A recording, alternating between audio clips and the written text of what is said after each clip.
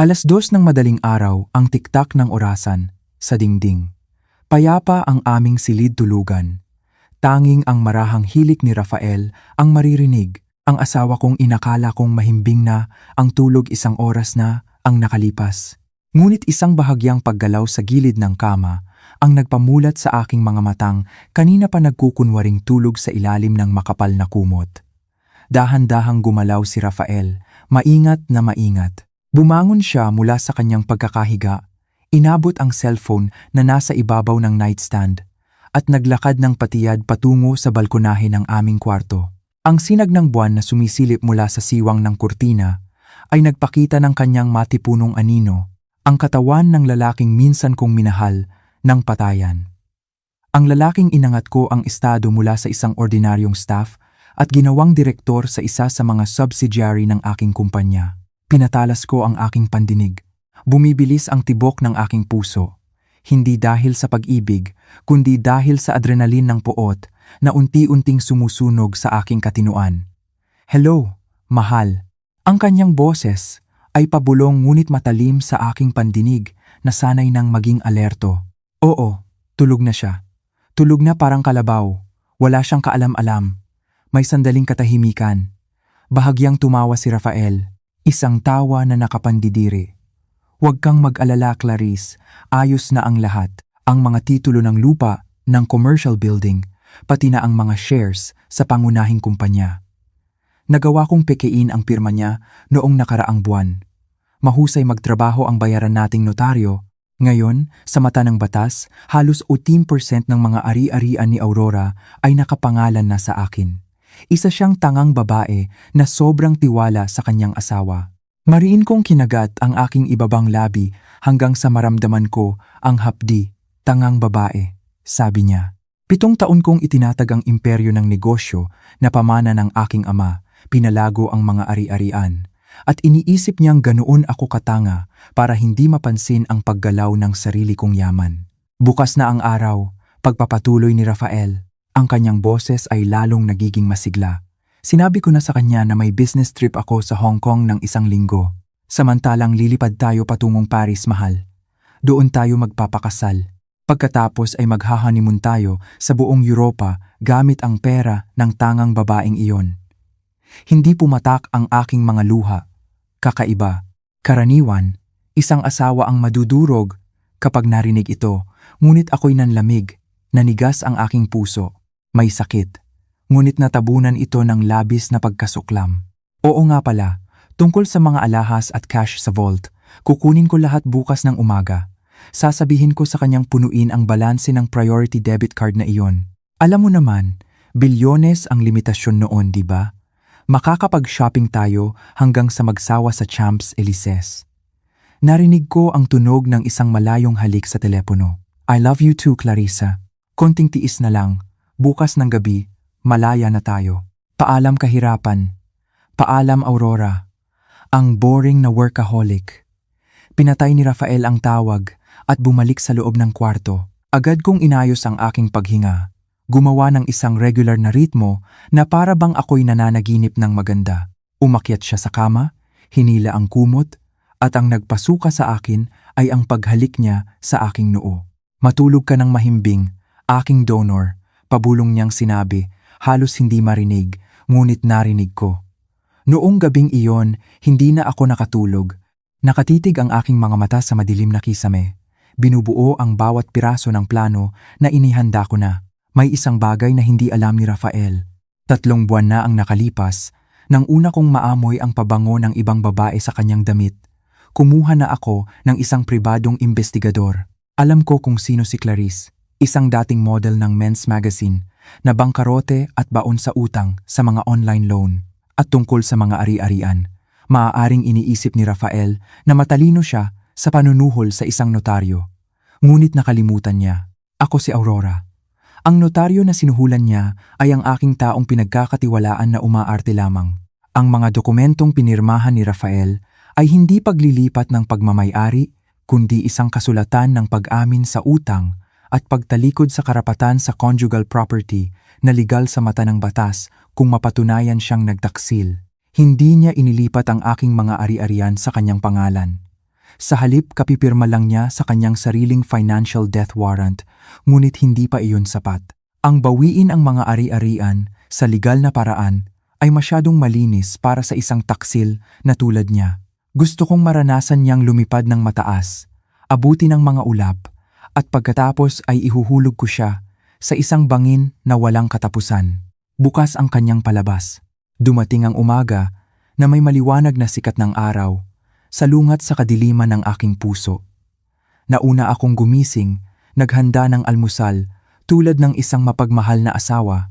Ang paboritong sinangag ni Rafael ay nakahain na sa mesa nang siya'y bumaba na may sariwang mukha, isang mukha na puno ng pagkukunwari. "Magandang umaga, mahal," bati niya, saka umupo at sinimulan ang kanyang almusal. "Wow, ang sarap. Talagang ikaw ang pinakamahusay na asawa." Ngumiti ako habang nagsasalin ng kape sa kanyang tasa. "Siyempre, may business trip ka pa sa Hong Kong ngayon. Kailangan kong siguraduhin na busog at malusog ka." Bahagyang nabilaukan si Rafael at pagkatapos ay tumawa ng alanganin. "Ah, oo, Hong Kong. Isang malaking proyekto. Baka maging abala ako. Kaya kung bihira akong mag-reply sa mga mensahe, huwag kang magagalit, ha? Naiintindihan ko, mahal. Nagtatrabaho ka naman ng husto para sa ating kinabukasan at para kay Dalisay, malambing kong sagot. Si Dalisay, ang aming nag-iisang anak na 5 taong gulang, ay natutulog pa sa kanyang silid. Mabuti na lang at hindi niya nakikita ang mapagkunwaring mukha ng kanyang ama ngayong umaga. Biglang inilapag ni Rafael ang kanyang kutsara. Naging seryoso ang kanyang mukha. Naka-activate na ang kanyang manipulative mode. "Aurora, ganito kasi. Para sa mga operasyon doon, kailangan ko ng malaking liquid na pondo. Limitado na ang company credit card dahil sa pagbabayad sa mga vendor kahapon. Pwede bang mag-transfer ka sa personal debit card ko? O kaya punuin mo ang account ko ng mga 40 milyong piso. 40 milyon, isang napakalaking halaga para sa isang linggong business trip. Gusto niya talagang ubusin ang yaman ko bago tumakas. Tinitigan ko siya ng malalim sa mata. Walang bahid ng pagkakasala doon. Tanging kasakiman. 4 milyon? Hindi ba't masyadong malaki iyon para sa akomodasyon? May mga client entertainment, mahal. Alam mo naman, kailangan ng puhunan para makumbinsi ang mga investor. Kapag nakuha ang proyekto, babalik ang pera ng 10 beses, pangungumbinsi niya. Hinawakan niya ang aking kamay. Ang kamay na kagabi ay may hawak ng cellphone para tawagan ang kanyang kalaguyo. "Sige," sabi ko na may matamis na ngiti. "Mamayang tanghali, itatransfer ko. Mag-focus ka na lang sa paghahanda." Isang ngiti ng tagumpay ang gumuhit sa kanyang mga labi. "Salamat, mahal." Pagsapit ng tanghali, nagsimulang kumilos si Rafael. Sumilip ako mula sa siwang ng pinto ng aking opisina sa bahay. Binuksan niya ang vault na ang code ay ibinigay ko sa kanya bilang isang tanda ng pekeng tiwala. Mabilis niyang kinuha ang mga tumpok ng US dollars, mga alahas na diamante na pamana ng aking ina, isang Rolex na relo, at ilang gintong bara. Inilagay niya ang lahat ng iyon sa isang maliit na itim na backpack. Pagkatapos, inilagay niya ang backpack sa loob ng isang malaking maleta na may tatak na Louis Vuitton. Tinakpan niya ang backpack ng ilang piraso ng damit na Gucci at Armani sa ibabaw para magmukha itong ordinaryong maleta ng damit. "Perpekto," bulong niya, na bahagya kong narinig. Pagsapit ng hapon, tunay ngang nag-transfer ako ng 40 milyong piso sa kanyang account. Isang notifikasyon ang pumasok sa kanyang cellphone at siya'y napasigaw sa tuwa. "Pumasok na ang pera. Ang galing mo talaga, Aurora." "Mag-ingat ka sa daan, mahal," sabi ko nang walang emosyon. Dumating ang gabi. Naligo si Rafael at naghanda. Sinabi niyang hating gabi ang lipad ng kanyang eroplano, kaya aalis siya papuntang airport ng 10:00 ng gabi. Habang naghihintay, nakipaglaro muna siya kay Dalisay hanggang sa makatulog ang bata. 9:00 ng gabi, pumasok si Rafael sa banyo para dumumi. Isang karaniwang gawin niya kapag kinakabahan. Ito na ang pagkakataon ko. 10 minuto lang. Sa puso kong kumakarera, pumasok ako sa walk-in closet. Doon, inihanda ko na ang isang maletang Louis Vuitton na eksaktong kapareho ng modelo, kulay, hanggang sa maliit na gasgas sa hawakan ay ginaya ko Ang pagkakaiba lang ay ang laman. Binuksan ko ang totoong maleta ni Rafael. Sumalubong sa akin ang kislap ng ginto at mga tumpok ng dolyar. Nang hindi nagsasayang ng oras, isinara ko ito muli at itinago sa pinakamataas na aparador sa likod ng mga tumpok ng bed cover. Pagkatapos ay hinila ko ang pekeng maleta na inihanda ko. Ano ang laman? Isang mapanuyang ngiti ang sumilay sa aking labi. Ang laman nito ay hindi diamante o pera. Ang laman nito ay mga tumpok ng luma at maruruming duster ng aming kasambahay, mga basahan sa kusina na mamantika, ilang piraso ng ladrilyo para magkapareho ang bigat, at mga tumpok ng lumang dyaryo. Sa pinakaibabaw, naglagay ako ng isang set ng murang damit panloob ng babae na butas-butas at isang papel na may maikling mensahe. Isinara ko ang time bomb na maleta, ikinandado, at inilagay sa eksaktong pwesto kung saan naroon ang orihinal na maleta kanina. Tapos na. Makalipas ang 1 minuto, lumabas si Rafael mula sa banyo. Mukha siyang sariwa at mabango. Tiningnan niya ang maleta. Walang bahid ng hinala. Aalis na ako. Aurora, paalam niya. Kinaladkad niya ang maleta. Mabigat din pala ang dala mo. Para sa 1 linggo. Huwag mong kalimutan ang pasalubong, sabi ko. Pinipigilan ang tawang malapit ng sumabog sa aking lalamunan. Sigurado, dadalhan kita ng isang bagay na hinding-hindi mo malilimutan, sagot niya na may dobleng kahulugan. Hinalikan niya ako sa pisngi, isang halik ni Judas. Pagkatapos ay lumabas ng bahay nang may tiwala sa sarili. Kinaladkad ang maletang puno ng basura mula sa kusina na inakala niyang kayamanan para sa kanyang kinabukasan. Nakatayo ako sa pintuan, kumakaway. Nang mawala sa kanto ang sinasakyan niyang Grab, isang malawak na ngiti ang namutawi sa aking mga labi. Mag-ingat ka, mahal. Masiyahan ka sana sa Paris kasama ang mga butas-butas na duster. Pumasok ako sa bahay, ikinandado ang pinto, at nagsalin ng isang baso ng mamahaling alak. Umupo ako sa sofa, nakatingin sa orasan sa dingding. Ang biyahe papuntang airport ay aabutin ng 1 oras. Check-in at imigrasyon. Siguradong hindi nila bubuksan ang maleta hanggang sa makarating sila sa hotel sa Paris bukas. Ngunit ang una kong sorpresa ay darating ng mas maaga. Pagdating niya sa airport mamaya, darating ang aking paalam na mensahe. Nag-vibrate ang aking cellphone. Isang notifikasyon mula sa banking app. Ang bank account ng iyong asawa ay na-freeze na. Nagsimula na ang laro. Ang kapaligiran sa NAIA Terminal 3 noong gabing iyon ay medyo abala, ngunit para kay Rafael, ang mundo ay tila pag-aari nilang dalawa. Bumaba siya mula sa taxi na mayabang. Kinaladkad ang maletang Louis Vuitton na pinaniniwalaan niyang naglalaman ng kanyang kinabukasan. Sa kanyang isipan, ang maleta ay hindi lang naglalaman ng damit, kundi ang tiket tungo sa kalayaan, cash na dolyar, gintong bara, at mga diamante na sapat ang halaga para mabuhay ng marangya sa Europa sa loob ng maraming taon nang hindi na kailangang magtrabaho. Naglakad siya patungo sa International Departure Check-in Area. Doon, malapit sa isang malaking haligi, isang babaeng nakasuot ng light brown trench coat, malalaking salaming pang-araw at isang pulang bere ang naghihintay. Si Clarice. Agaw pansin ang kanyang itsura. Para siyang isang celebrity na nagdi-disguise, samantalang isa lang siyang kerida na malapit ng maging legal na asawa ng isang takas.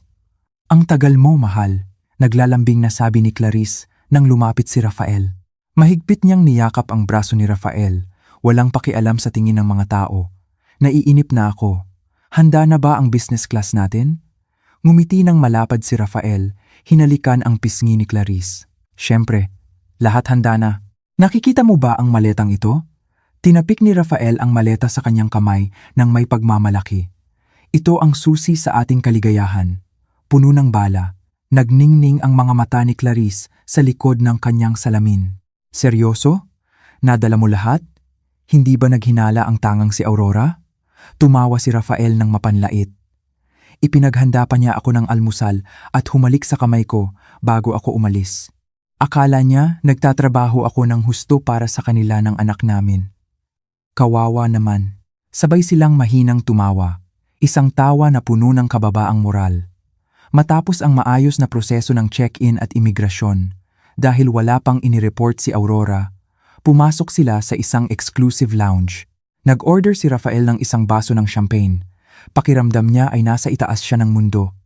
Ang adrenalin ng tagumpay ay nagpalasing sa kanya. Habang humihigop ng champagne, inilabas ni Rafael ang kanyang cellphone. Tiningnan niya ang larawan ni Aurora sa WhatsApp. Ang inosenteng mukha ng kanyang asawa na nakangiti habang yakap si Dalisay. Dati, ang mukhang iyon ang nagbibigay sa kanya ng kapayapaan. Ngayon, ang mukhang iyon ay nagpapaalala lamang sa kanya ng kanyang inferiority complex dahil sa pamumuhay sa ilalim ng anino ng tagumpay ng kanyang asawa. Anong gagawin mo? Tanong ni Clarice. Nang makitang nakatitig si Rafael sa cellphone. Tatapusin ko na ang pagkukunwaring ito, sabi ni Rafael. Ayokong maghintay hanggang bukas. Gusto kong malaman niya ngayon din. Gusto kong isipin ang mukha niyang durog habang tayo ay lumilipad sa ibabaw ng mga ulap. Ngumisi ng masama si Clarice. Gawin mo, mahal, para malaman niya kung sino ang nanalo. Sumayaw ang mga daliri ni Rafael sa screen ng cellphone. Nag-type siya ng mensahe na matagal na niyang binuo sa kanyang isipan. Mga salitang idinisenyo para manakit, manginsulto at wasakin ang mentalidad ni Aurora. Nang walang pag-aalinlangan, pinindot niya ang send button. Sa kabilang dako ng lungsod, sa loob ng marangyang bahay na ngayon, ay tahimik na.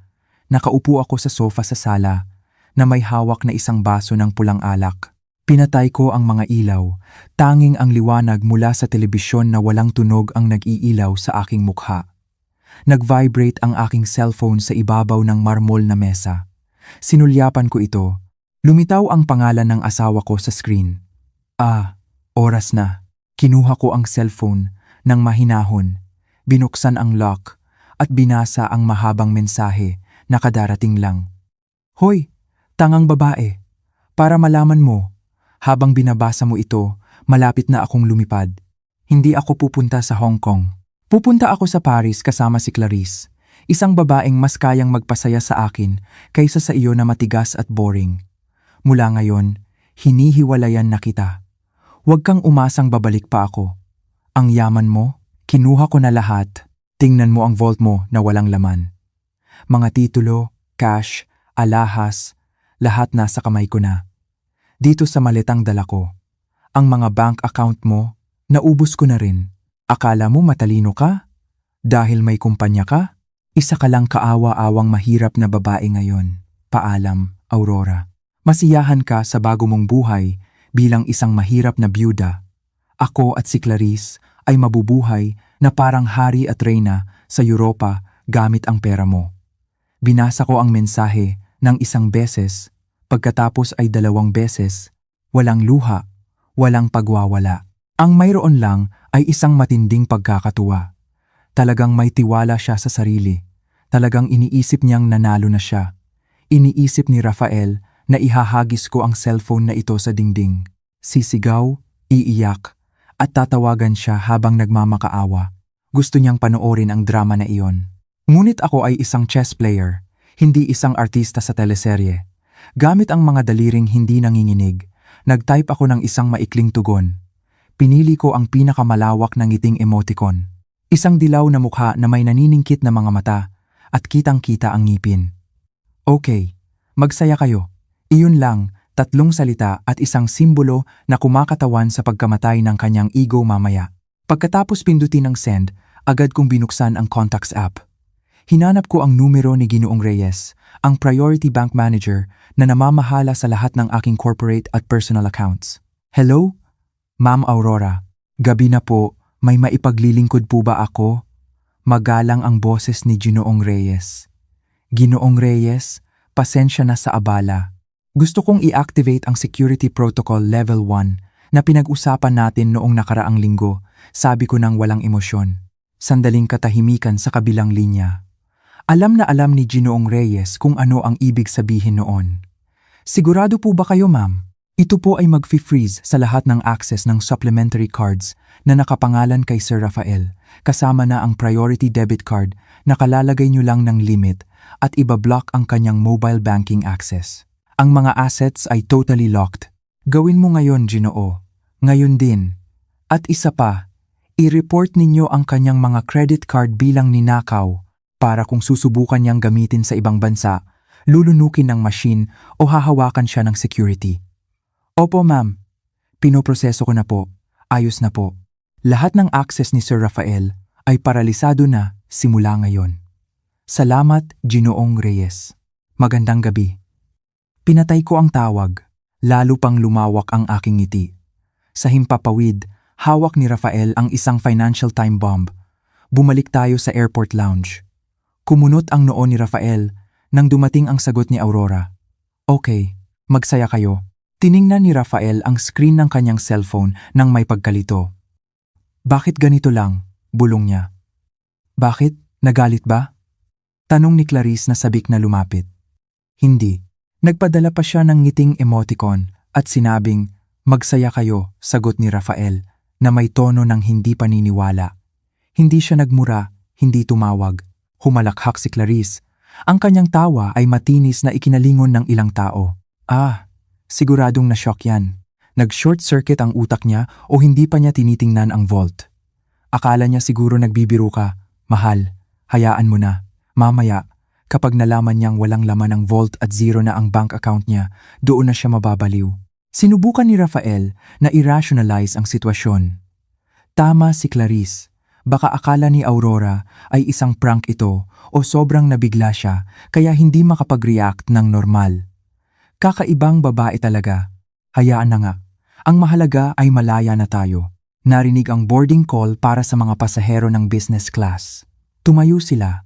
Kinaladkad ni Rafael ang maleta na may pag-aari. Hindi niya pinahintulutan ang porter na dalhin ito. Ito ang buhay ko, isip niya. Naglakad sila patungo sa gate. Habang dumadaan sa mga petugas na sumusuri ng tiket, nakaramdam si Rafael ng kaunting kaba. Takot na baka nag-report na si Aurora sa pulis. Ngunit ngumiti lang ang petugas at pinapasok sila. Nakahinga ng maluwag si Rafael. Ligtas. Nagtagumpay talaga ako. Sa loob ng eroplano, umupo sila sa mga upuan na maaaring gawing kama. Lumapit ang isang flight attendant na nag-aalok ng inumin. Welcome. Nag-order ulit si Rafael ng champagne. Para sa ating bagong buhay, sabi ni Rafael. Itinaas ang kanyang baso kay Clarice. Para sa mga bagong Hermes bags at shopping sa Paris. Sagot ni Clarice, sabay kindat. Nagsimulang gumalaw ang eroplano patungo sa runway. Tumingin si Rafael sa bintana, pinapanood ang mga kumikinang na ilaw ng Maynila na unti-unting lumalayo habang umaangat ang eroplano. Pakiramdam niya ay isa siyang hari na iniiwan ng kanyang luma at gumuho ng kaharian para magtayo ng bagong palasyo. Paalam Maynila, paalam Aurora, bulong niya. Hindi niya alam na ang mga card sa kanyang wallet ay mga piraso na lang ng plastic na walang silbi. Hindi niya alam na ang maleta sa compartment sa itaas ng kanyang ulo ay naglalaman ng mga luma at mabahong duster. Hindi niya alam na ang babaeng tinawag niyang tanga ay kalmadong nakaupo sa bahay, minomonitor ang kanilang bawat galaw at naghahandang pakawalan ang mga asong mangangaso pagdating nila doon.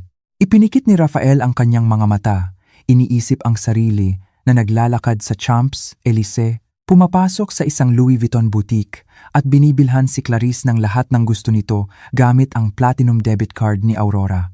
Ang imahinasyong iyon ay napakaganda, napakatotoo, mahal, bulong ni Clarice sa tabi niya. Ang kanyang ulo ay nakasandal sa balikat ni Rafael. Pagdating natin sa Paris, didiretso tayo sa 5-star hotel na iyon, di ba? Gusto kong magpaspa, masakit ang buong katawan ko. Kahit ano para sa iyo, aking reyna. Mayroon tayong 40 milyong piso sa card at milyon-milyong dolyar sa maleta. Kahit bilhin mo pa ang Eiffel Tower, susubukan kong ibigay. Biro niya. Nagtawanan ulit sila. Ang kanilang huling tawa bago ang bagyo. Tinusok ng eroplano ang madilim na ulap ng gabi. Dala ang 2 sakim na tao patungo sa isang tadhana na isinulat muli ng isang nasaktang asawa. Sa ibaba, unti-unting naglaho ang Maynila. Ngunit ang paghihiganti ni Aurora ay kasisimula palang lumipad. Mas mabilis pa kaysa sa eroplanong iyon. Naghihintay sa kanila sa Paris na may nakamamatay na ngisi. Sa bahay, inilapag ko ang baso ng alak na wala ng laman. Nagtungo ako sa silid. Hinalikan ang noo ng aking anak na mahimbing na natutulog. Umalis na ang tatay mo, anak, pabulong kong sinabi. Pinili niya ang daan tungo sa kanyang pagkawasak. Mula bukas, itatayo natin ang sarili nating kaharian. Walang mga parasito, walang mga taksil. Bumalik ako sa master's bedroom. Tiningnan ang bakanteng bahagi ng kama ni Rafael. Malamig. Ngunit hindi ko alam kung bakit. Ngayong gabi, nararamdaman kong mainit. Ang sakit ng puso ay naroon pa rin. Ngunit ang pananabik na makita ang kanilang pagbagsak ay mas nangingibabaw. Hindi na ako makapaghintay sa panic call na iyon. Hindi na ako makapaghintay na marinig ang ungal ng isang leon na magiging isang huni ng isang dagang naipit. Ang Paris ang magiging tahimik na saksi, hindi ng kanilang pag-ibig, kundi ng kanilang katangahan. At ako, si Aurora, ay manonood ng palabas mula sa pinakaharap na upuan, kahit na libu-libong kilometro ang layo. Dahan-dahang dumampi ang mga gulong ng eroplano sa runway ng Charles de Gaulle Airport sa Paris. Ang bahagyang yugyog sa paglapag ay parang pambungad na palakpak para sa bagong buhay na inaasam ni Rafael. Sa tabi niya, nag-inat si Clarice. Tinanggal ang kanyang silk eye mask at tiningnan si Rafael na may ngiti ng tagumpay. "Nandito na tayo, mahal," bulong ni Clarice. Ang amoy ng kalayaan. Tumango si Rafael, inayos ang kwelyo ng kanyang damit. At ang amoy ng kayamanan. "Halika na." Naghihintay na ang Paris sa kanyang reyna. Bumaba sila ng eroplano na taas noo. Ang malamig na hangin ng taglagas sa Paris ang sumalubong sa kanilang balat paglabas ng terminal. Ngunit para kay Rafael, ang hangin ay kasing init ng yakap ng pera. Sa buong proseso ng imigrasyon at pagkuha ng bagahe, hindi binitawan ni Rafael ang hawakan ng Louis Vuitton na maleta.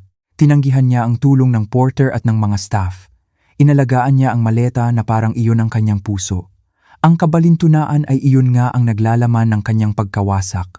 "Diretso na ba tayo sa hotel?" tanong ni Clarice habang nakapila sila sa executive taxi. "Siyempre, Lemuris, nakaharap sa Tuileries Garden.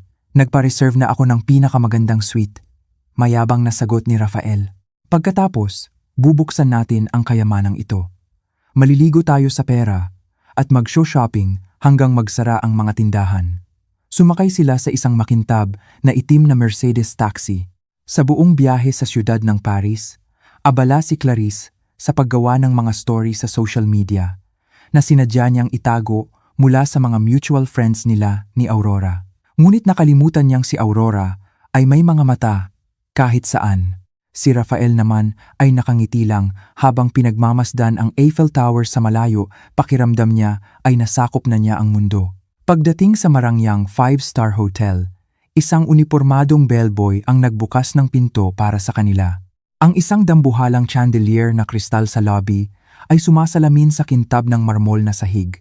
Naglakad si Rafael patungo sa reception desk nang may tiwala sa sarili. Samantalang si Clarice ay umupo sa isang velvet na sofa, nagkukunwaring abala sa kanyang cellphone para magmukhang isang socialite.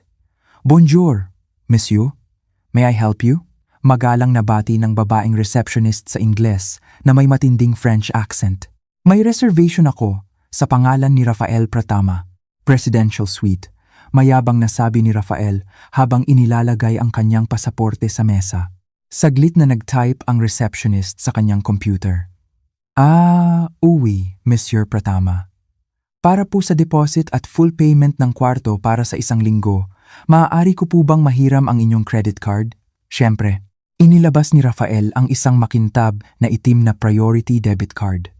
Ang card na pinaniniwalaan niyang naglalaman ng 40 milyong piso na transfer ni Aurora kahapon. Iniabot niya ito ng may estilo. Ipinasok ng receptionist ang card sa machine. Sandaling katahimikan. Beep. Isang pulang ilaw ang umilaw. Kumunot ang noo ng receptionist. Sinubukan ulit. Beep. Pulauli. "Pumanin, monsieur. Decline po ang card." Magalang niyang sabi. Ngunit bahagyang nagbago ang kanyang tingin. Tumawa ng bahagya si Rafael.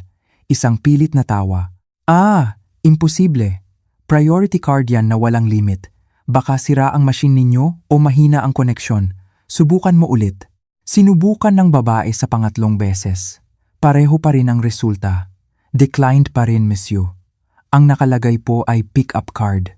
Dapat po itong i-hold for security reasons. Pero dahil bisita po kayo, ibabalik ko na lang. May iba pa po ba kayong card? Nagsimulang mamasa ang mukha ni Rafael. Ramdam niya ang malamig na pawis na tumutulo sa kanyang likod. Ito ay siguradong system error ng bangko sa Pilipinas. Mga walang kwentang bangko, bulong niya. Gamitin mo ito. Inilabas ni Rafael ang kanyang personal na platinum credit card na isang supplementary card mula sa pangunahing account ni Aurora. Beep, declined. Inilabas ni Rafael ang pangatlong card. Declined. Humahaba na ang pila sa likod ni Rafael. Ang ibang mga bisita na mararangya ang kasuotan ay nagsimulang magbulungan at tumingin sa kanya ng may pangmamaliit. Isang tingin na parang nagsasabing, sino itong pulubing Asyano na nagpapanggap na mayaman? Si Clarice, na napansin na ang sitwasyon, ay agad na lumapit. Anong nangyayari, mahal? Bakit ang tagal? Nakakahiya sa mga tao, bulong niya na may inis. Lahat ng card, error. Lintik! Pabulong na sabi ni Rafael. Nagpapanik. Dala mo ba ang credit card mo?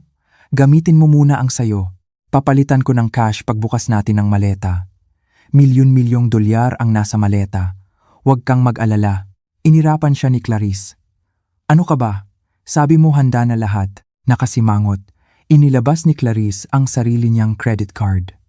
Isang card na may saktong limitasyon na pinakaiingat-ingatan niya. Sa kabutihang palad, gumana ang card ni Clarice para sa deposito ng isang gabi. Isang gabi lang, monsieur? Tanong ng receptionist. Oo, isang gabi muna. Bukas, cash ko babayaran ang natitira. Sigaw ni Rafael, sinunggaban ang susi ng kwarto at marahas na hinila ang kamay ni Clarice. Ang kanyang amor propyo ay winasak sa marangyang labi na iyon. Naglakad sila patungo sa elevator ng tahimik. Ang galit ay bumabalot kay Clarice. Pinahiya mo ako, sabi ni Clarice nang magsara ang pinto ng elevator. Sabi mo direktor ka, pero lahat ng card mo declined? Baka alam na ni Aurora. Imposible, mabilis na tanggi ni Rafael. Kahit na nagsisimula na siyang magduda. Baka system maintenance lang o blinak lang ni Aurora ang mga card. Hindi niya alam ang tungkol sa cash at ginto sa maleta. Yon ang pinakamahalaga. Mas malaki ang halaga noon kaysa sa mga lintik na card na to. Pagdating sa marangyang suite, hindi na nagkaroon ng pagkakataon si Rafael na hangaan ang tanawin ng Eiffel Tower mula sa bintana. Agad niyang inihagis ang Louis Vuitton na maleta sa ibabaw ng king-size na kama. Patunayan natin, sabi ni Rafael na humihingal. Tumingin siya kay Clarice. Makikita mo ang bundok ng pera at ginto. Magsisisi ka sa pagrereklamo mo kanina. Nag-cruise ng braso si Clarice. Sige, buksan mo. Ngayon na. Nanginginig ang kamay ni Rafael habang pinipihit ang kombinasyon ng kandado. Click! Bumukas ang isang kandado. Click! Bumukas ang kabila. Kumakabog ang puso ni Rafael. Iniisip ang kislap ng ginto na magpapakalma sa kanyang kaluluwa. Sa isang madramang kilos, hinila niya ang zipper at binuksan ng maluwag ang maleta. Voila! Natigil ang kanyang salita sa lalamunan. Nanlaki ang kanyang mga mata, halos lumuwa. Huminto ang kanyang hininga na parang may hindi nakikitang kamay na sumasakal sa kanya. Katahimikan. Ang marangyang kwarto ay napuno ng katahimikan. Tanging ang tiktak ng orasan sa dingding ang maririnig. Sa loob ng maleta, walang tumpok ng berdeng dolyar, walang kislap ng gintong bara, walang mga kahon na pelos na naglalaman ng mga diamante. Ang mayroon lang ay mga tumpok ng maruruming damit. Lumapit si Clarice, nanliit ang mga mata. Ano to? Si Rafael ay natigilan. Nanginginig ang kanyang mga kamay habang inaabot ang laman ng maleta. Hinila niya ang isang piraso ng kupas na damit na may butas sa kilikili. Ito ay isang lumang duster ni Manang Lorna, ang kanilang kasambahay. Hinila niya ang isa pang tela. Isang basahan sa kusina na may mga mantsa pa ng mantika at tuyong sarsa. Ang amoy ay masim. Ang amoy ng lumang pawis at pampalasa ay agad na kumalat sa loob ng mabangong kwarto ng hotel. Sa ilalim ng tumpok ng mga duster at basahan, may ilang piraso ng pulang ladrilyo na binalot sa lumang dyaryo.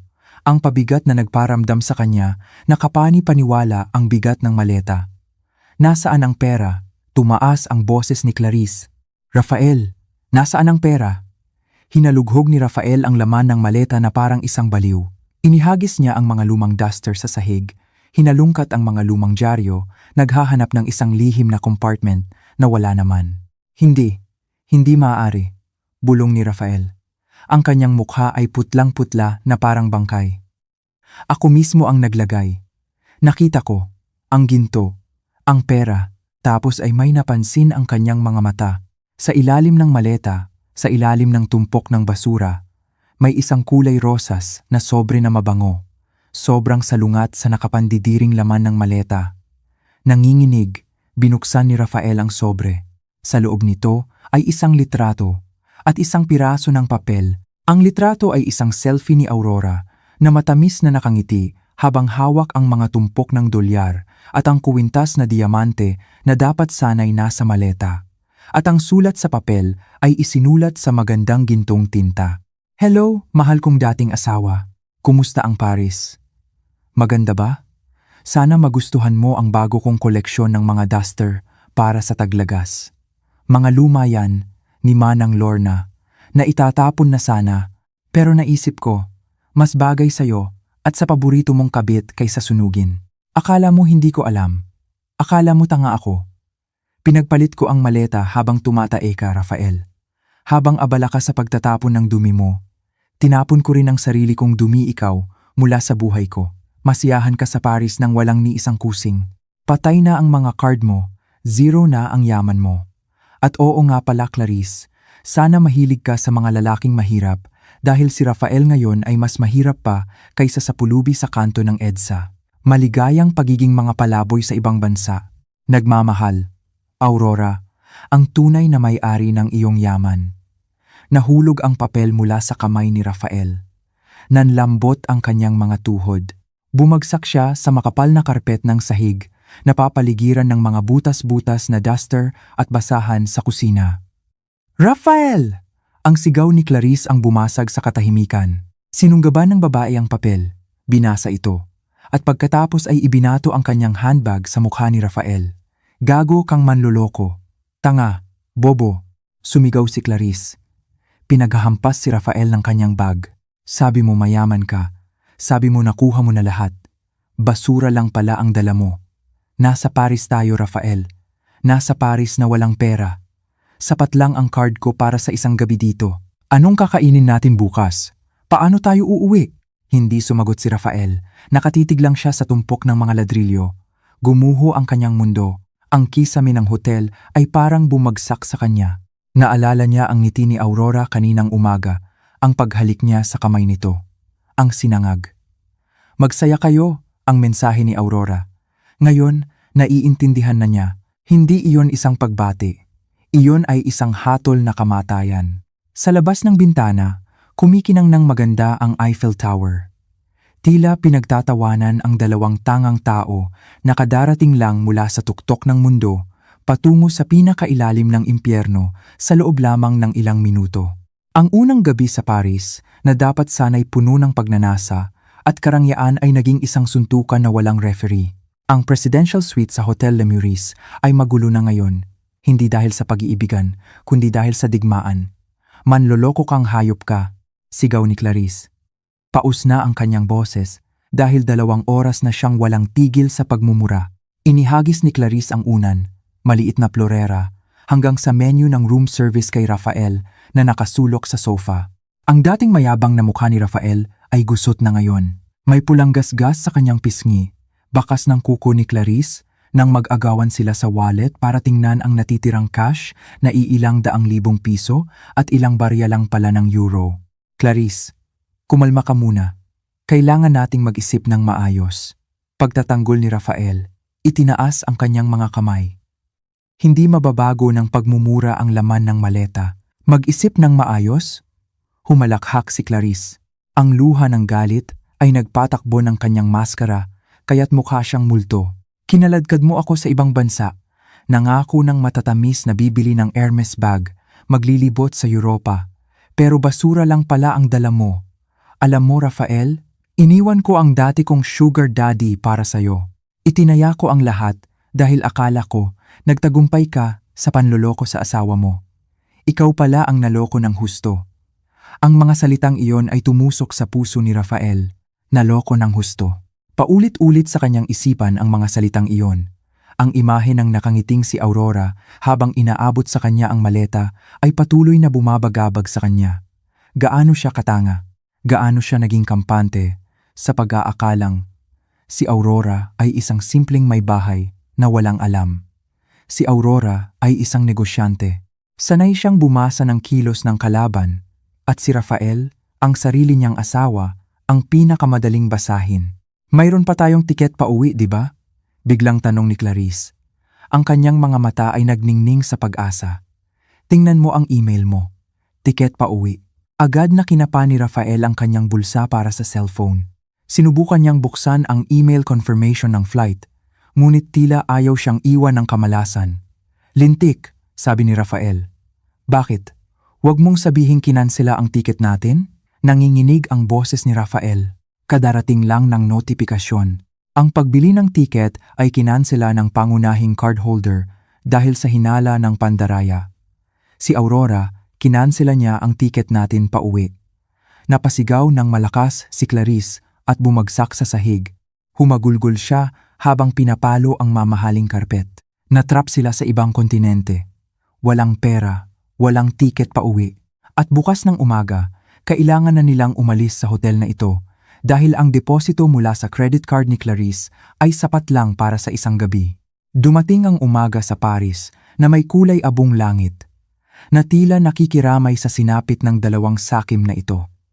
Alas 11 ng umaga, tumunog ang telepono sa kwarto. Ipinaalala ng receptionist ang oras ng checkout. May kabigatan sa kanilang mga paa, lumabas sina Rafael at Clarice ng kwarto. Kumakalam ang kanilang mga tiyan. Hindi pa sila kumakain mula pa noong nasa eroplano sila. Ang gutom ay nagsimulang kumain sa kanilang katinuan.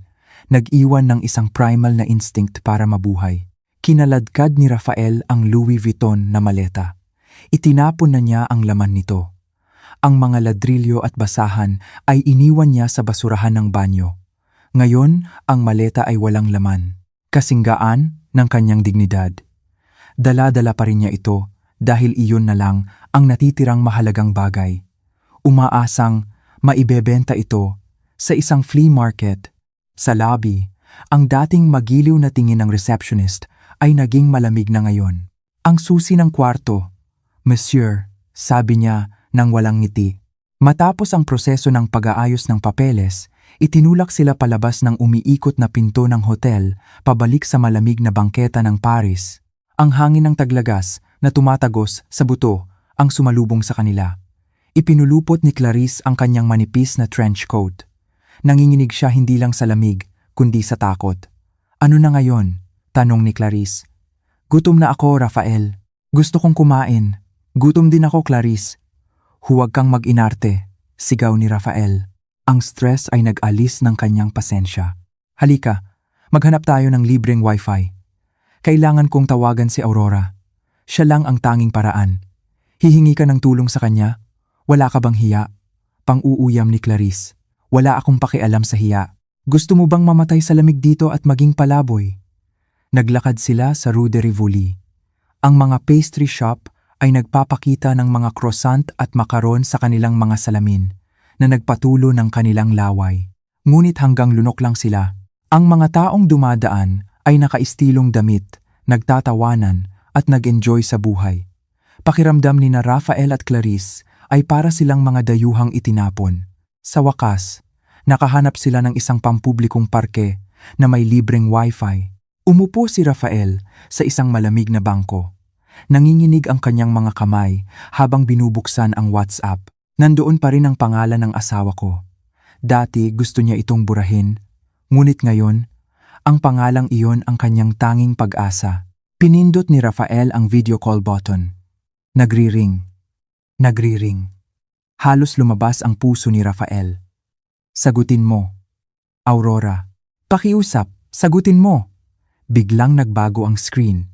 Lumitaw ang mukha ni Aurora. Nakaupo siya sa kanyang malaking upuan sa opisina na nakasuot ng isang eleganteng puting blazer. Sa likod niya ay tanawin ng mga skyscraper ng Makati. Mukha siyang makapangyarihan, maganda, at ang pinakamasakit para kay Rafael, napakasaya. Hello dating asawa. Sabi ni Aurora ng walang emosyon. Walang galit sa kanyang boses, tanging isang nakakatakot na katahimikan. Kumusta ang Paris? Nasiyahan ka ba sa pamimili? Aurora, basag ang boses ni Rafael. Halos maiyak na siya. Aurora, tulungan mo ako. Tulungan mo kami. Na-stranded kami. Hindi gumagana ang mga card. Kinansela ang tiket pa uwi. Wala kaming ni isang kusing. Hindi pa kami kumakain.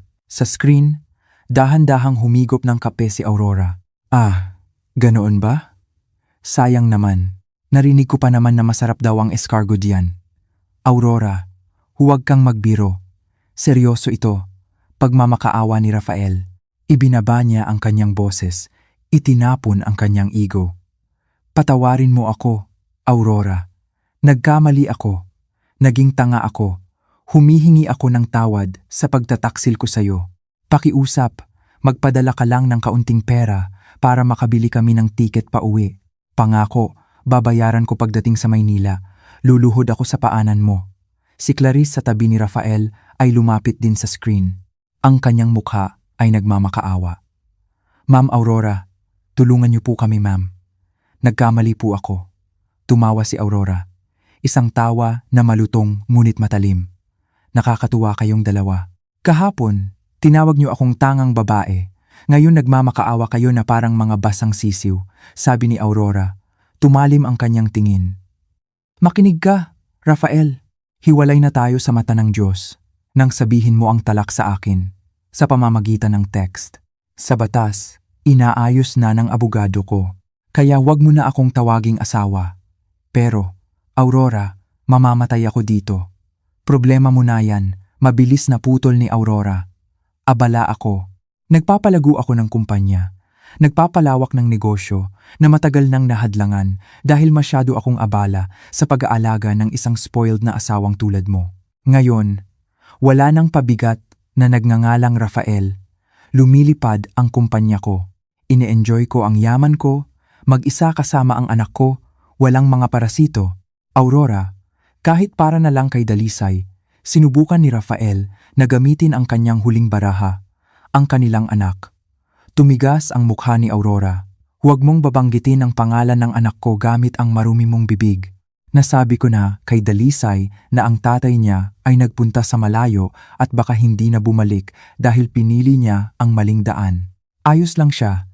Masaya siya kahit wala ang isang ama na nagnanakaw ng pera ng kanyang ina. Aurora, tama na, Rafael. Masiyahan ka sa bakasyon mo. Gusto mong maging palaboy sa Paris? Sige, iyan ang nararapat na parusa para sa isang lalaking pinapakain ang kanyang kabit gamit ang pera ng kanyang asawa. At para sa iyo, Clarice, tiningnan ni Aurora ng diretso si Clarice sa pamamagitan ng screen. Sayo na, si Rafael. Buong-buo na siyang sayo. Libre, walang yaman, walang posisyon, walang dignidad. Masiyahan ka sa basurang ninakaw mo. Click. Naputol ang tawag. Tinitigan ni Rafael ang screen ng cellphone na bumalik sa home screen. Walang laman. Ang kanyang huling pag-asa ay winasak ng walang awa. Hinayaan niya talaga tayong mamatay. Bulong ni Clarice. Putlang-putla ang kanyang mukha. Nagsimula nang lumubog ang araw. Nagsimula nang umilaw ang mga ilaw sa kalye. Lalong lumamig ang hangin. Lalong kumalam ang kanilang mga tiyan sa gutom. Tumayo sila mula sa bangko. Hindi alam kung saan pupunta. Ibenta mo ang maletang yan, biglang sabi ni Clarice. Maghanap tayo ng segunda manong tindahan. Orihinal yan, di ba? Siguradong may bibili. Nagkaroon ng kaunting pag-asa si Rafael. Tama. Ang LV na maletang ito ay nagkakahalaga ng daan-daang libo. Kung maibebenta agad, baka magkapera sila para sa pagkain at isang murang hotel. Naglakad sila. Naghahanap ng isang luxury second-hand shop o isang pawn shop. Matapos maglakad ng halos 2 kilometro, nakahanap sila ng isang vintage shop na bukas pa. Pumasok si Rafael nang may tiwala sa sarili. Inilagay ang maleta sa mesa. Gusto kong ibenta ito. Orihinal na Louis Vuitton, sabi ni Rafael sa pautal-utal na Ingles. Sinuri ng may-ari ng tindahan, isang matandang lalaki na nakasalamin ang maleta. Tiningnan niya ang serial number. Kinapa ang materyales at sinuri ang hawakan. Umiling ang matanda. Paumanhin, monsieur. Hindi ko ito maaaring tanggapin. Bakit? Orihinal ito. Binili ko sa Greenbelt, sigaw ni Rafael. Nagpapanik. Maaaring orihinal, sagot ng lalaki na may French accent. Ngunit sira ang hawakan, barado ang mga gulong, at may malaking gasgas sa ilalim. Pangit ang kondisyon. Bukod pa riyan, luma na ang modelong ito at hindi na masyadong hinahanap. Hindi kami bumibili ng basura. Basura. Ang salitang iyon ulit. Pinalayas sila noong gabing iyon sa ilalim ng magandang Pont-Neuf Bridge.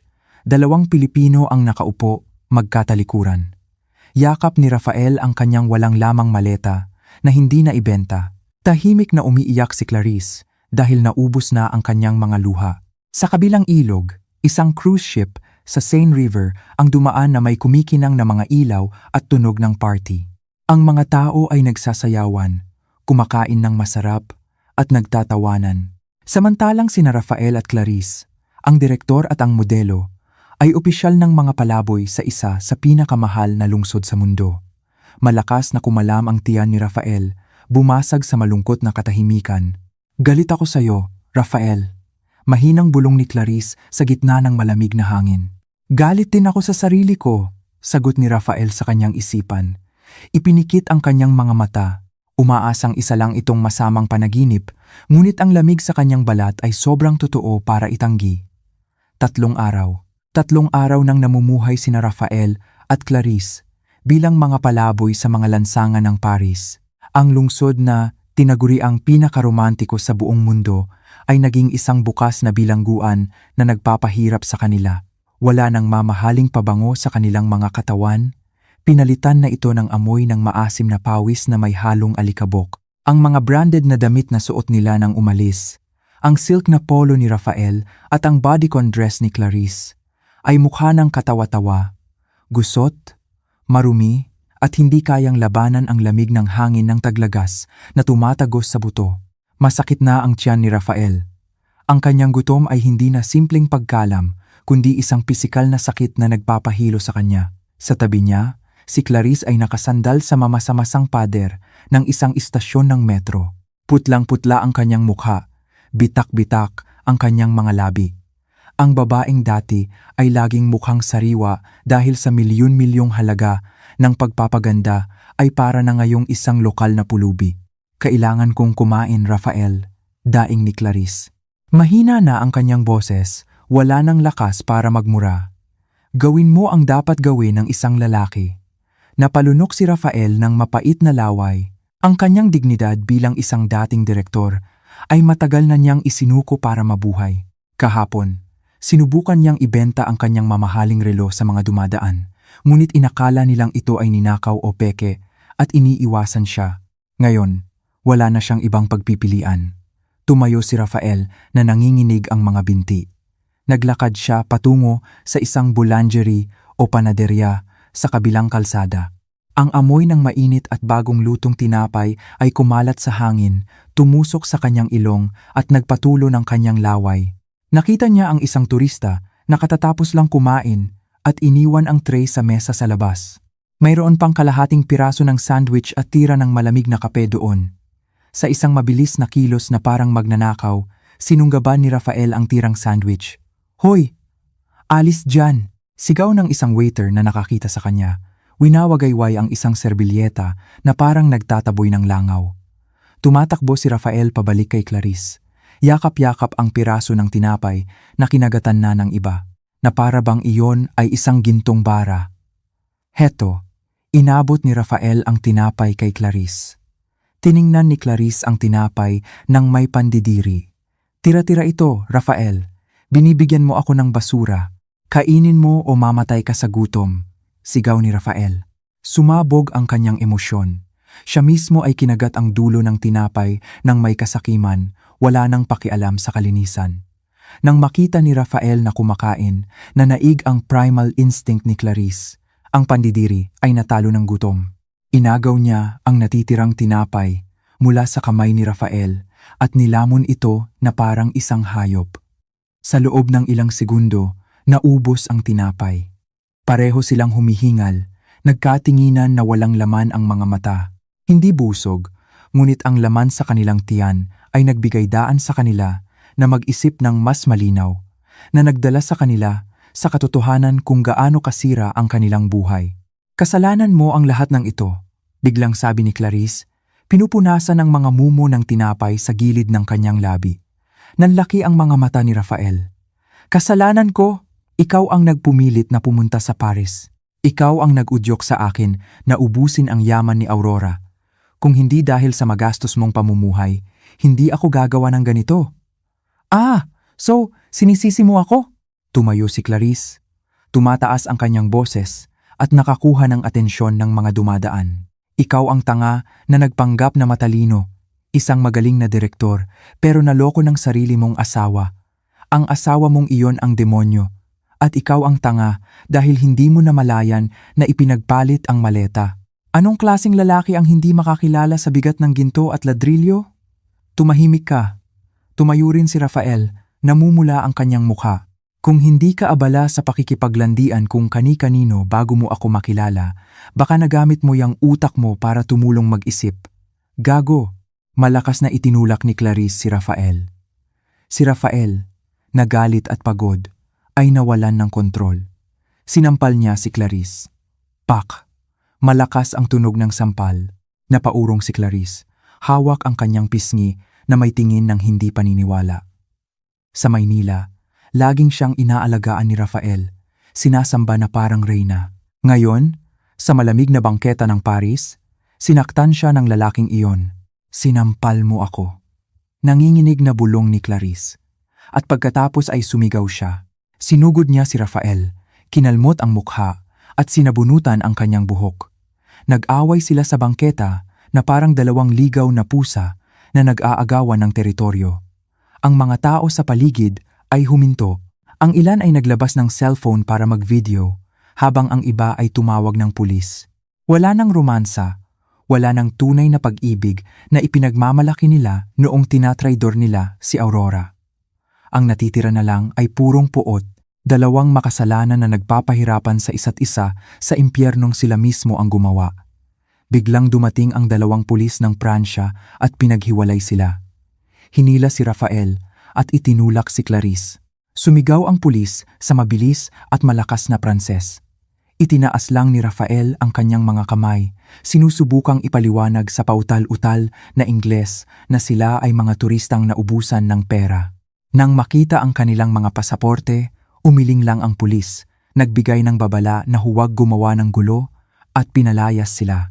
Sugatan, puno ng kalmot at durog ang puso, naglakad sila palayo, magkahiwalay ng 2 metro, hindi na magkahawak kamay. Pagsapit ng gabi, nakahanap sila ng isang tahimik na sulok malapit sa isang parke na may libreng wifi. Ang cellphone ni Rafael ay may natitirang 5% na baterya. Ito ang kanilang huling buhay para kumonekta sa mundo. Tingnan mo ang balita sa Pilipinas, sabi ni Rafael. Mayroon pa siyang kaunting pag-asa na baka naawa si Aurora at inalis na ang block o may mga kaibigan siyang mauutangan. Nanginginig, binuksan ni Rafael ang data. Sunod-sunod na notifikasyon ang pumasok, hindi mga mensahe ng tulong, kundi mga singil at mura mula sa mga collector ng online loan na ginawang emergency contact ni Clarice. Binaliwala ito ni Rafael at binuksan ang Instagram. Ang pinakaunang post ay mula sa opisyal na account ng kumpanya ni Aurora. Kakapost lang 1 oras na ang nakalipas. Doon, nakatayo si Aurora sa isang podium sa isang prestihiyosong business event. Suot niya ang isang eleganteng pulang gown. Hawak niya ang tropeyo para sa Best Woman Entrepreneur of the Year. Nagniningning ang kanyang mukha, puno ng kumpiyansa ang kanyang ngiti. Sa tabi niya ay si Dalisay, ang kanilang anak, na nakangiti rin habang may hawak na bulaklak. Ang caption ay, "Salamat sa parangal na ito. Ang tagumpay na ito ay para sa aking anak at sa aking mahusay na team. Ang pagtatapon ng hindi kailangang pabigat ay susi pala para makatakbo ng mas mabilis. Ang buhay ay maganda kung napapaligiran ka ng mga tapat na tao." New chapter success, no drama. Paulit-ulit na binasa ni Rafael ang caption. Pagtatapon ng pabigat. Ang pabigat na iyon ay siya. Sa comment section, Daan-daang tao ang bumati. Ang ilang mga kaibigan ni Rafael na dati niyang nililibre gamit ang pera ni Aurora ay nag-comment din, pinupuri si Aurora at pinaparinggan ang nawawalang asawa. Tingnan mo ito! Inabot ni Rafael ang cellphone kay Clarice. Tiningnan ni Clarice ang litrato. Nakita niya kung gaano kaganda si Aurora. Nakita niya ang tunay na diamante sa leeg ni Aurora. Ang diamanteng dapat sana ay sa kanya kung nagtagumpay ang plano ni Rafael. Ang inggit na sumunog sa dibdib ni Clarice ay sobrang init na parang gusto niyang sumuka ng dugo. Nanalo siya, mahinang bulong ni Clarice. Nanalo talaga siya, Rafael. Nagpipiesta siya doon habang tayo ay nag-aagawan ng tirang tinapay dito. Biglang dumilim ang screen ng cellphone. Kumislap ang logo ng low battery at pagkatapos ay namatay. Naging itim ang screen. Patay. Ang kanilang huling koneksyon sa mundo ay naputol na. Ang kanilang pag-asa ay namatay kasabay ng cellphone. Ibinagsak ni Rafael ang cellphone sa lupa. Isinubsob niya ang kanyang mukha sa kanyang mga tuhod at nagsimulang umiyak. Hindi iyak ng tunay na pagsisisi, kundi iyak ng isang talunan na hindi matanggap ang pagkatalo. Aurora. Umungol si Rafael sa kalangitan ng Paris. Nawala ang kanyang boses sa hangin. Sa malayo, kumikinang ang Eiffel Tower na parang isang higanteng gitnang daliri na itinuturo sa kanila ng mundo. Naintindihan ni Rafael na hindi na ito tungkol sa pag-survive. Ito ay isang instant na parusa. Hindi na kailangang dumihan ni Aurora ang kanyang mga kamay para patayin sila. Hahayaan niya lang silang mabuhay at ang oras ang dahan-dahang magpapahirap sa kanila hanggang sa mabaliw. Noong gabing iyon, sa unang pagkakataon, na-miss ni Rafael ang mga sermon ni Aurora, ang simpleng luto niya, at ang init ng tahanan na dati niyang itinuturing na boring. Ngunit ang lahat ng iyon ay parang milyon-milyong taon na ang layo. Hindi maabot ng maruruming kamay ng isang taksil. Lumipas ang 2 linggo. Ang Paris ay hindi na lungsod ng mga ilaw, kundi isang malamig na libingan para sa dignidad ni Rafael. Nagsimula nang bumagsak ang lamig ng taglamig, nagyayelo sa mga natitirang piraso ng kanyang pagkatao. Umalis na si Clarice, 3 araw na ang nakalipas. Nawala ang babae, sumama sa isang matandang dayuhan na nakilala niya sa isang bar. Ipinagpalit ang kanyang katawan para sa isang mainit na sopas at isang kama. Iniwan si Rafael na mag-isa, yakap ang walang lamang Louis Vuitton na maleta sa isang mabahong pasilyo ng istasyon ng metro. Nang sa wakas ay nagsagawa ng regular na raid ang mga pulis ng imigrasyon, hindi tumakbo si Rafael. Sumuko siya na may blankong tingin. Tanggap na. Pasaporte na paso. Visa na paso. Illegal ka. Malamig na sabi ng opisyal habang ipinoposa siya. Sa loob ng sasakyan na magdadala sa kanya sa deportation center, tiningnan ni Rafael ang kanyang refleksyon sa salamin. Hindi na siya isang direktor o isang asawa. Isa na lang siyang pakete ng basura na handang ipabalik sa Pilipinas para harapin ang isang mas malupit na katotohanan. Lumapag ang eroplano ng Philippine Airlines sa NAIA habang malakas ang buhos ng ulan sa Maynila. Ang langit ay kulay abo at malungkot. Katulad ng kinabukasan ng lalaking nakaupo sa pinakalikurang upuan ng economy class. Sa pagitan ng 2 matipunong opisyal ng imigrasyon, umuwi na si Rafael Pratama. Ngunit ang kanyang pag-uwi ngayon ay ibang-iba sa kanyang pag-alis 2 linggo na ang nakalipas.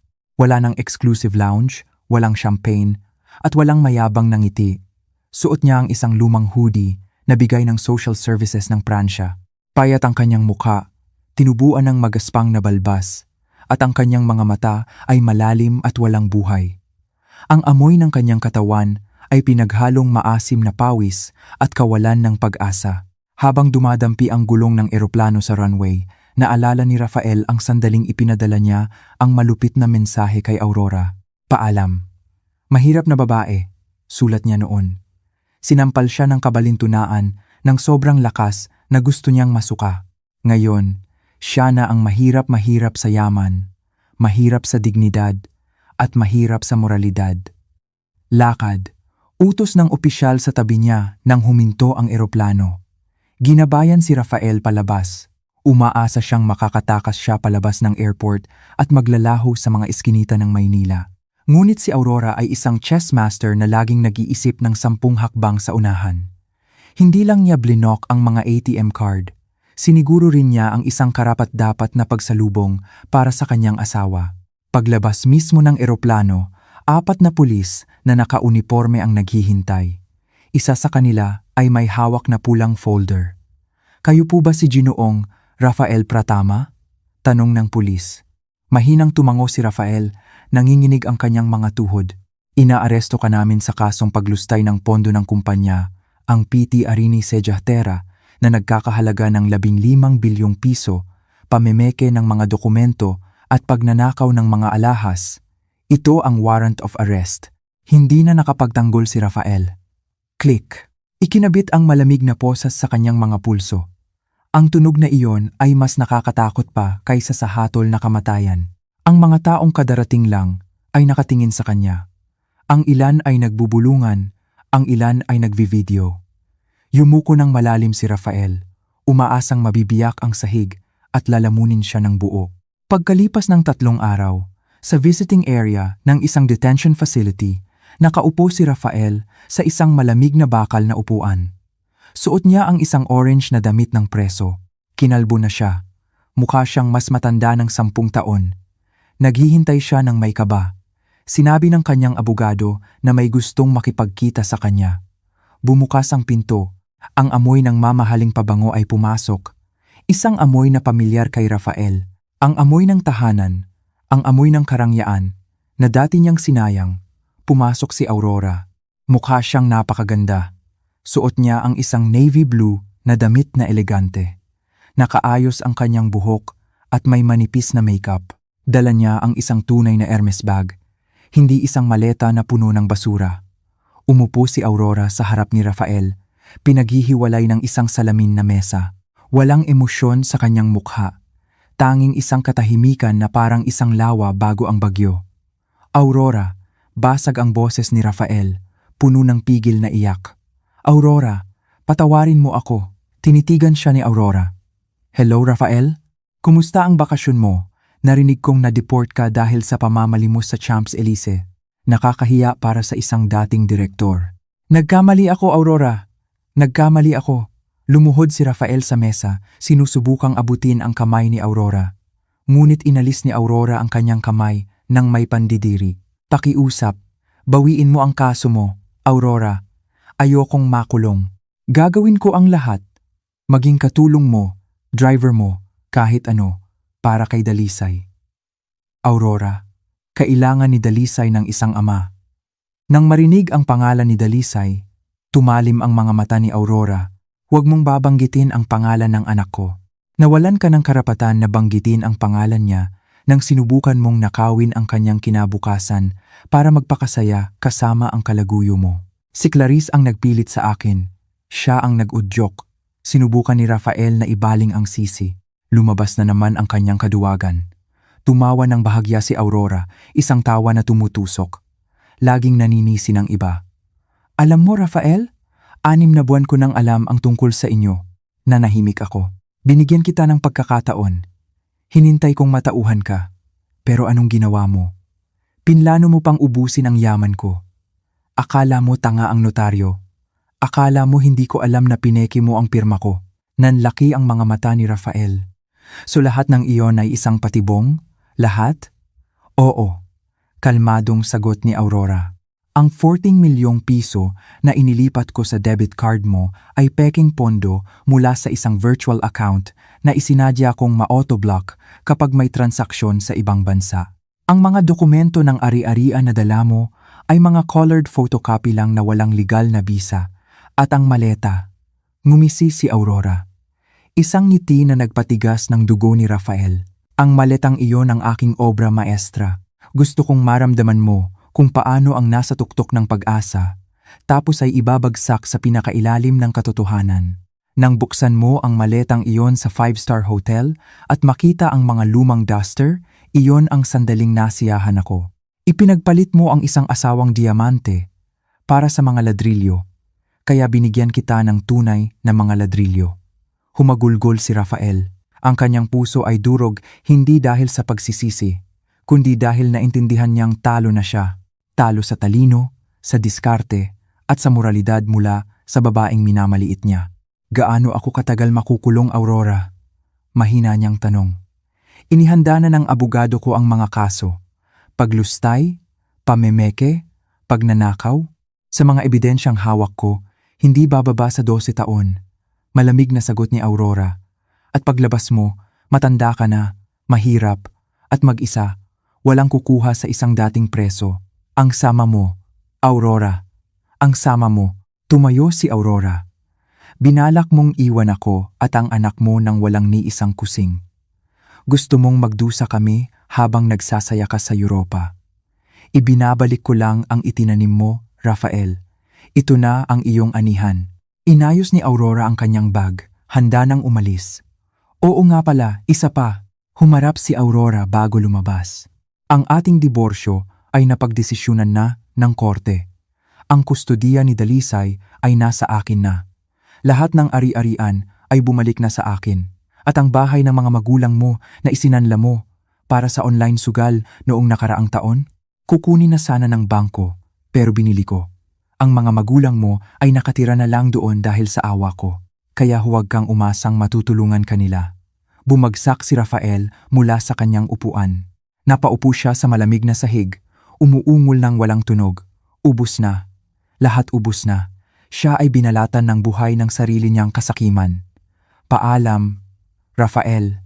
Masiyahan ka sa bago mong mundo, sabi ni Aurora, at lumabas ng hindi na lumingon. Epilogo. Isang taon nang lumipas, isang marangyang rooftop restaurant sa isang skyscraper sa Makati ay puno ng tawanan. Nakatayo si Aurora sa gitna, may hawak na baso ng alak, napapaligiran ng mga kasamahan sa negosyo at mga kaibigan. Ipinagdiriwang nila ang paglawak ng kanyang kumpanya sa pandaigdigang merkado. Congratulations, Ma'am Aurora. Napakagaling ng iyong mga nagawa ngayong taon. Puri ng isang dayuhang investor. Salamat. Ito ay dahil sa pagsisikap ng team at kapayapaan ng isip matapos kong itapon ang nakalalasong basura. Sagot ni Aurora na may makahulugang ngiti. Sa isang sulok, si Dalisay, na 6 na taong gulang na ngayon, ay masayang naglalaro kasama ang kanyang yaya. Lumaki siyang matalino at masaya, malayo sa anino ng kanyang ama. Naglakad si Aurora patungo sa balkonahe, tiningnan ang mga kumikinang na ilaw ng siyudad. Hinaplos ng hangin ang kanyang mukha. Pakiramdam niya ay malaya, napakalaya. Naalala niya ang huling balita tungkol kay Clarice. Nahuli ang babae sa hangganan ng Italia dahil sa kaso ng imigrasyon at prostitusyon. Ngayon ay nakakulong sa isang bilangguan ng mga babae doon, walang dumadalaw. Samantalang si Rafael ay nagtitiis sa loob ng New Bilibid Prison, naging biktima ng pambubuli ng ibang mga preso na galit sa mga white-collar criminal. Nahanap na ng hustisya ang kanyang daan. Humigop si Aurora ng alak. Ang lasa ay matamis, kasing tamis ng tagumpay. Natutunan niya ang isang mahalagang aral sa buhay. Huwag gisingin ang isang natutulog na leona at huwag maliitin ang isang tahimik na asawa. Dahil kapag ang isang mabait na asawa ay naging masama, kahit ang demonyo ay uupo para kumuha ng aral. Ngumiti si Aurora, bumalik sa party, iniwan ang madilim na nakaraan at hinarap ang isang kinabukasan na kasing kinang ng diamanteng hindi nanakaw ng kanyang asawa. 5 taon ang lumipas, ang ginintuang sikat ng araw sa hapon ay dahan-dahang tumagos sa mga dahon ng niyog sa isang pribadong villa sa El Nido, Palawan. Ang hangin ay mabango, amoy ng mga bulaklak ng kalachuchi at kapayapaan. Malayo sa ingay ng Maynila at sa mga alaala ng korte at kulungan, nakaupo si Aurora sa isang upuan na yantok, may hawak na libro. Hindi na siya ang Aurora 5 taon na ang nakalipas na naghihintay sa kanyang asawa na may kaba. Ang Aurora ngayon ay mukhang mas bata, malusog ang balat, at nawala na ang mga guhit ng pag-aalala sa kanyang mukha. Mama! Mama! Tingnan mo! Ang masayang sigaw ay bumasag sa pag-iisip ni Aurora. Si Dalisay, na 10 taong gulang na ngayon, ay tumatakbo paakyat sa hagdan. Mahaba ang kanyang buhok at masaya ang kanyang mukha. Hawak niya ang isang maliit na gintong tropeyo. Nanalo ka na naman sa piano recital? Tanong ni Aurora. Iniaabot ang kanyang mga kamay para yakapin ang kanyang anak. Opo, sabi ng mga hurado Perpekto raw ang fur elise ko. Sabi rin ni Tito Adrian, tama raw ang tempo ko. Ngumiti ng malapad si Aurora, hinalikan ang ulo ni Dalisay. Ang galing talaga ng anak ni Mama. Proud na proud ako sa'yo.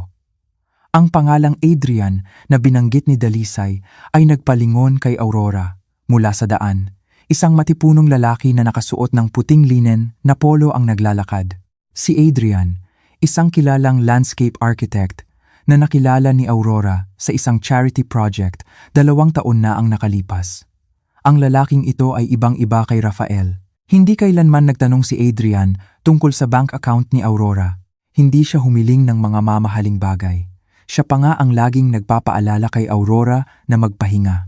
Minahal ni Adrian si Dalisay na parang sarili niyang anak, hindi bilang isang paraan para manipulahin ang ina nito. Congratulations, Princess! Bati ni Adrian habang inaabot ang isang strawberry gelato kay Dalisay. Salamat po, Tito Adrian. Kinuha ni Dalisay ang ice cream at tumakbo papunta sa duyan. Umupo si Adrian sa tabi ni Aurora. Hinawakan ang kanyang kamay. Masaya siyang lumalaki, Aurora. Nagtagumpay ka. Tiningnan ni Aurora si Dalisay. Uminit ang kanyang puso. Dati, ang pinakamalaki niyang takot ay ang lumaki si Dalisay na may trauma mula sa isang sirang pamilya. Ngunit ang pag-aalis pala ng lason ang nagpatubo sa puno. Akala ko dati, nawasak na ang kaligayahan ko nang magtaksil si Rafael, bulong ni Aurora. Iyon pala ang paraan ng Diyos para linisin ang daan para sa tunay na kaligayahan. Tapos na ang nakaraan, Aurora. Malambing na sabi ni Adrian. Napagbayaran na ni Rafael ang kanyang kasalanan. Nakuha mo na ang hustisya. Ngayon, oras mo nang anihin ang iyong mga tagumpay. Tumango si Aurora. Totoo nga, ang huling balita na narinig niya ay kalalaya lang ni Rafael noong nakaraang buwan. Nagtatrabaho na lang daw ito kung saan-saan. Nakatira sa isang masikip na paupahan at sakitin. Wala nang Clarice, walang yaman, walang respeto. Ngunit ang kakaiba, hindi na nakaramdam ng kasiyahan si Aurora. Naging neutral na lang siya. Nawala na ang galit dahil hindi na mahalaga si Rafael. Tama ka, sagot ni Aurora. Tiningnan niya si Adrian. Pagkatapos ay ang singsing sa kanyang daliri.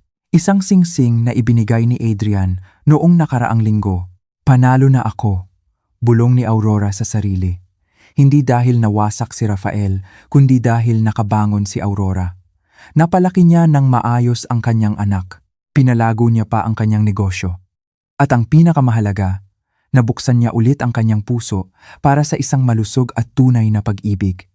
Lumubog na ang araw. Nag-iwan ng kulay ube na langit. Halika na. Maghapunan na tayo, yaya ni Adrian. Naglakad sila papasok sa mainit at maliwanag na villa.